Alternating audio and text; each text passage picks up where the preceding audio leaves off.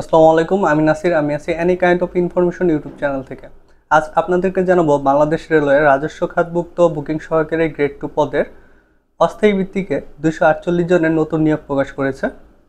এই বিষয় নিয়ে বিস্তারিত আলোচনা করব এবং আপনারা স্ক্রিনে দেখতে পারতেছেন 248 জনের লিস্টটি।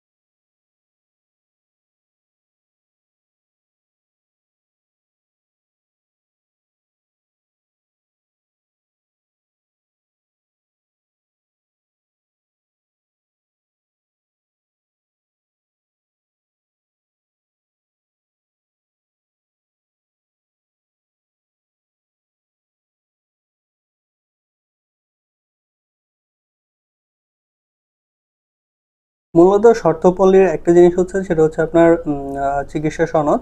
তারপর হলো আপনার পুলিশ ভেরিফিকেশন যে পর্যন্ত না হবে সে পর্যন্ত সামরিক। এছাড়া হলো যেহেতু অস্থায়ী, সেখানেও কিন্তু কার্যক্রম সব কিছু স্থায়ী চাকরির মতো সব কিছু। তারপর হলো আপনার অঙ্গীকারপত্রনামা 300 টাকার জন্য নন জুডিশিয়াল স্ট্যাম্পে। তারপর হলো আপনার যে কাগজপত্রগুলো চাকরির ক্ষেত্রে লাগবে সেই কাগজপত্রগুলোর ফটোকপি, যেটা সত্যায়িত করা থাকতে হবে।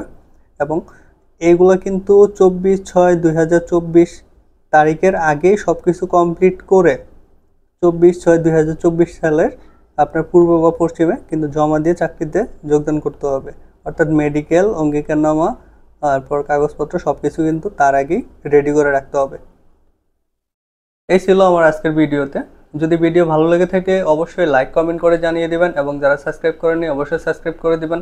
ধন্যবাদ সবাইকে। আসসালামু আলাইকুম।